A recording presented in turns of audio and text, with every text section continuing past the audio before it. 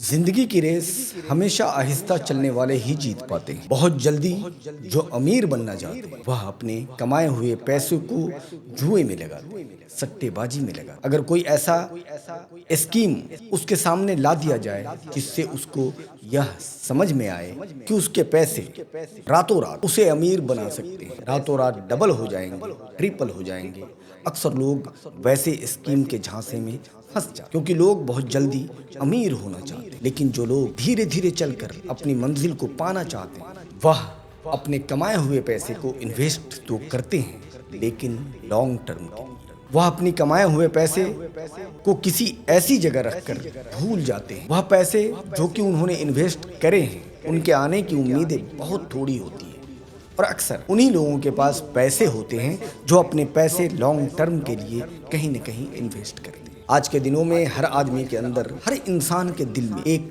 डर बैठा हुआ है, और वह डर है पीछे छूट जाने का, अपने रिश्तेदारों से पीछे हो जाने का। स्टूडेंट के दिल में अपने क्लासमेट से पीछे होने का डर होता है। एक पड़ोसी अपने पड़ोसी के आगे बढ़ने से चलता रहता है, और उसके मन में हमेशा ये डर बना रहता है कि वह हमेशा अपने पड़ोसी से पीछे रह गया। और यह डर एक ऐसा डर होता है जो एक इंसान को हमेशा ही बेचैन करता है, और बेचैनी इतनी बढ़ जाती है कि वह अपने आसपास के सक्सेस लोगों से ऊपर उठने के लिए कुछ भी करने को तैयार रहता है। फिर चाहे वह गलत रास्ते पर चलकर ही क्यों न हो, या फिर उनका रास्ता सही ही क्यों न हो, वो किसी भी हाल में, किसी भी कीमत पर अपने पड़ोसी से, अपने रिश्तेदारों से, अपने दोस्तों से आगे बढ़ना चाहता है। उन्हें परवाह नहीं होती किसी भी बात, वह सिर्फ अपने जानने वाले लोगों से आगे बढ़ना चाहता है। और यही कारण है कि आज के दिनों में, आज के माहौल में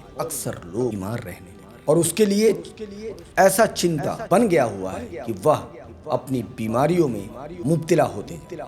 ये डर हमारे दिलो दिमाग में इस तरह से पेवस्त कर जाता है कि कई बार तो हम बस एक काम से दूसरे काम, एक डिजायर से दूसरे डिजायर को पूरा करने की यही दौड़ लगाते रहते। कुछ दिनों तक किसी एक काम को करते हैं, और जब देखते हैं कि वह काम अच्छी तरह से नहीं चल पा रहा, या फिर हमें ज्यादा बेनिफिट उस काम में नहीं दिखाई देता, तो उस काम को छोड़कर दूसरे काम में चले जाते हैं, जहाँ फिर से हमें नए सिरे से उसे शुरुआत करने की जरूरत होती है। एक गोल अचीव नहीं हुआ रहता और हम दूसरे गोल की तरफ बढ़ जाते, और रिजल्ट मिलता है कि हमें दोनों गोलों में से कोई भी गोल अचीव नहीं हो पाता।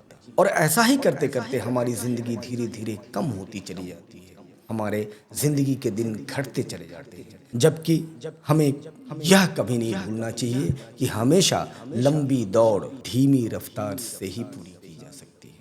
अगर किसी को 6 किलोमीटर तक लंबी दौड़ लगाना है, तो जो इंसान धीमी रफ्तार से उस दौड़ को पाने के लिए दौड़ता है वो जल्दी थकता नहीं, और रिजल्ट उसके फेवर में आता है। और वहीं उस 6 किलोमीटर दौड़ को अचीव करने के लिए दूसरा इंसान जब उस 6 किलोमीटर दौड़ को जल्दी अचीव करने के लिए अपनी पूरी ताकत से दौड़ लगाता है, तो वह जल्दी थक जाता है और वह दौड़ पूरा नहीं कर पाता। अपनी ख्वाहिशों को, अपनी चाहतों को कम न करें। आपकी सोच, आपकी ख्वाहिश एक आम आदमी से बड़ी होनी चाहिए। बस हमें दौड़ इस तरह से लगाना है कि हम ऊबर खाबर रास्तों पर भी अपना बैलेंस बनाए रख सकें।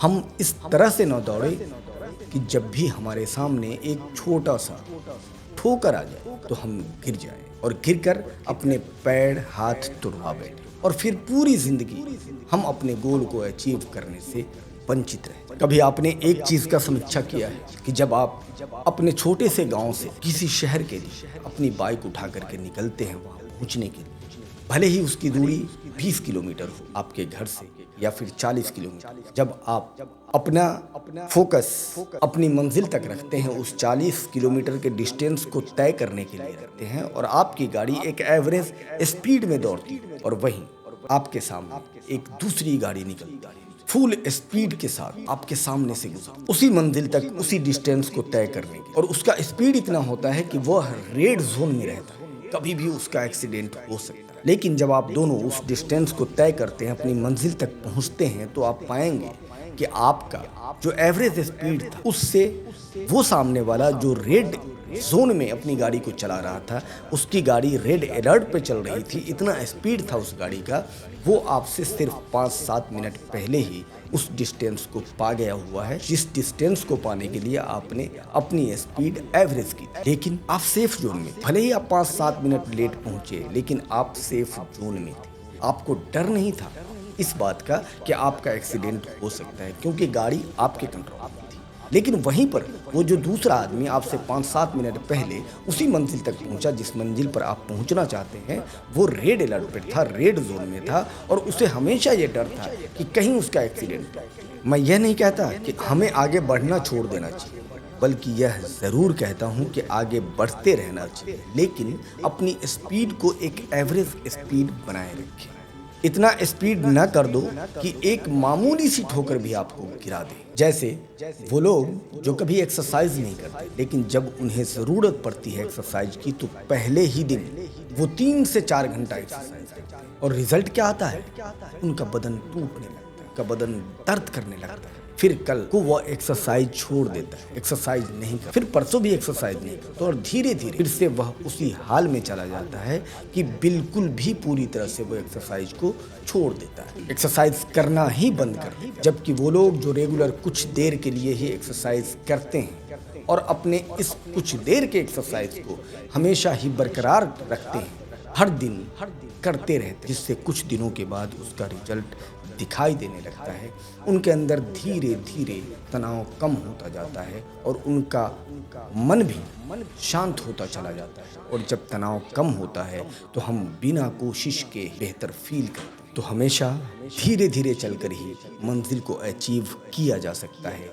तेज रफ्तार या तो आपको गिरा देती है या फिर आपको डुबा सकती है। अपनी रफ्तार को एवरेज में रखें, नियंत्रित रखें, आपको अचानक से गिरने का खतरा कम महसूस होगा। और अगर रफ्तार आपकी एवरेज होगी और अगर आप गिर भी जाते हैं तो आपको ज़्यादा नुकसान नहीं होगा। हमेशा ही अपनी मंजिल को पाने के लिए अपनी स्पीड को एवरेज रखें, अपने कंट्रोल में आपका स्पीड होना चाहिए। आप इतनी जल्दी छलांग लगाने की कोशिश न करें कि आपके सारे किए किराए पर